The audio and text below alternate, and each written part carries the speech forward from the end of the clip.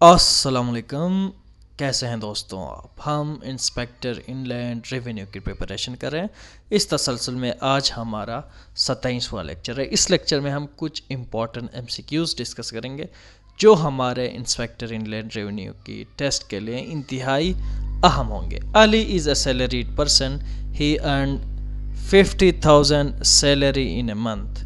He requested to a landlord to provide him an apartment at a low rent because he cannot afford high rent.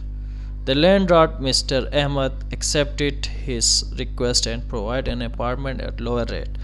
However, at the time of filing his income tax return, Inspector Inland Revenue charged him to tax to the market value even for an amount which was even not received.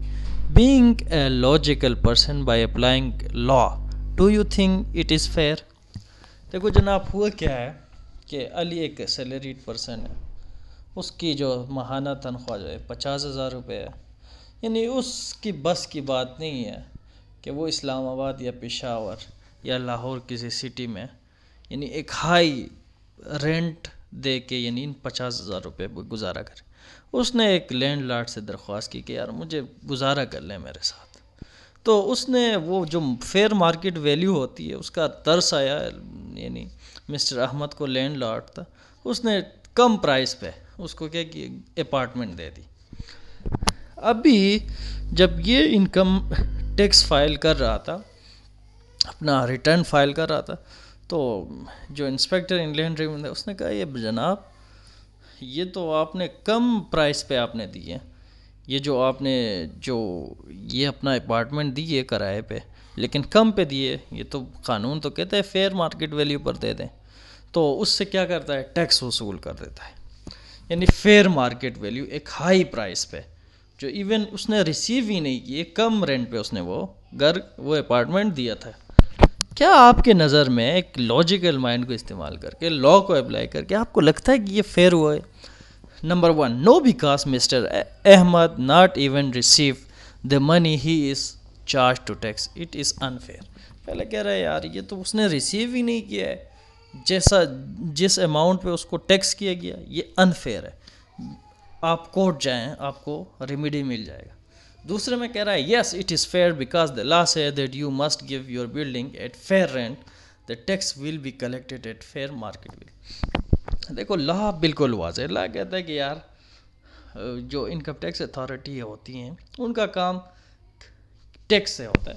وہ کہتے ہیں کہ بھئی ہم اگر کوئی چیز آپ کی کوئی ایسی کمرشل ایریا پہ اور اس پہ زیادہ آپ کو اپرچونیٹی ہے، آپ زیادہ پیسے کما سکتے ہیں، تو آپ اس کو ہائی ریٹ پر دیں تاکہ جب آپ ہائی ریٹ پر دیں گے ہم ہائی ریٹ پہ آپ سے ٹیکس وصول کریں گے. ایسا قانون کہتا ہے کہ آپ نے لا کی رول کی خلاف ورزی کی ہے، لہٰذا فیئر جو مارکیٹ ویلیو پہ اس سے رینٹ لیا گیا وہ بین لاجیکل لیگل پرسن کے لیے یہ صحیح ہے کہ بھئی اس نے کیوں کم پہ دی ہے. انکم ٹیکس اتھارٹی کا دوسرے چیزوں سے لینا دینا کیا ہے کہ یار کس کا کتنا تنخواہ ہے، کون کس مجبوری میں، ان کا ان چیزوں سے کوئی لینا دینا نہیں ہوتا. وہ لا کو دیکھتے ہیں، لا جو کہتا ہے وہ اس کو اپلائی کرتے ہیں. Next, Ali is an employee of ABC company which provided him an apartment free of cost. Do the fair market value of the apartment will be added on the income of ABC company employee both A and B, none of the above. ابھی یہاں پہ ہے علی is an employee of a B C company which provided ham N apartment free of cost. یہاں پہ employee کو free of cost دیا گیا ہے.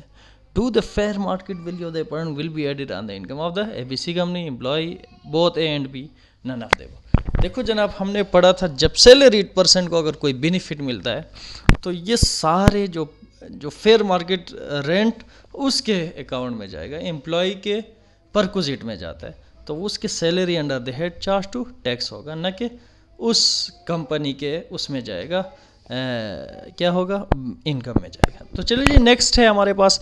علی received a rent from a building amounting 500,000 Pakistani rupees in the tax year 2022 and spent 300,000 rupees on account of reparation and claim the whole amount is spent on repairs as deduction. Being an income tax authority, would you allow him?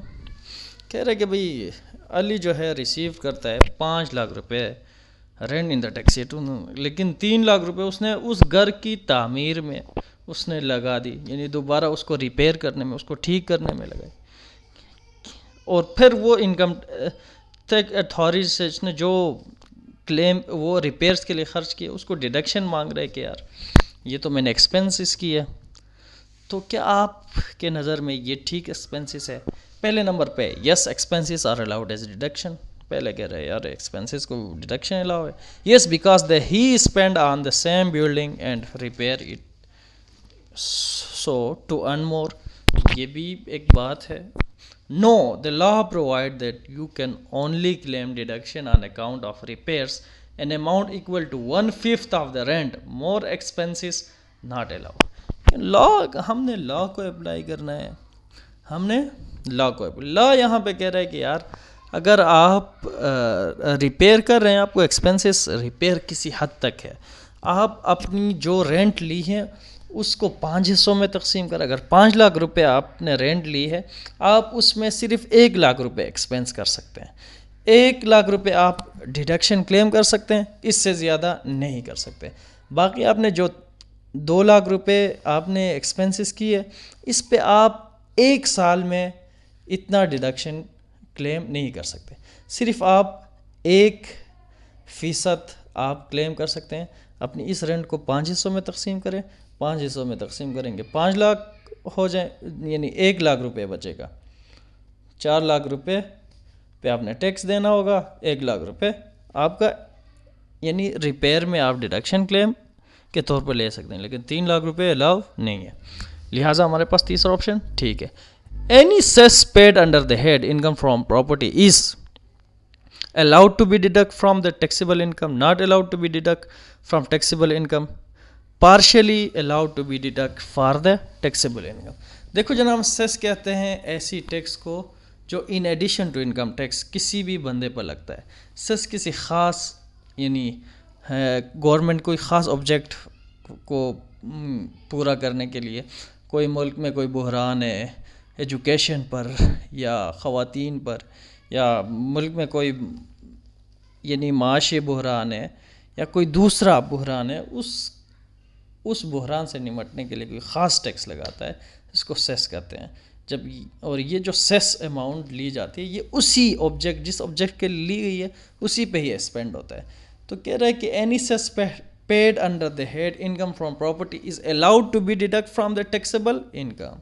allow ہے under the head income from property، لیکن under the head income from business یہ allow نہیں ہے. یہ یاد رکھیں، اگر cess under the head، اگر کسی بزنس انکم پہ cess لی ہے تو اس پہ کیا آپ ڈیڈکشن کلیم نہیں کر سکتے. تو چلیے جی، آج کے لیے مجھے آپ لوگ بہت سارا خیال ہے کہ اللہ حافظ، بائے بائے.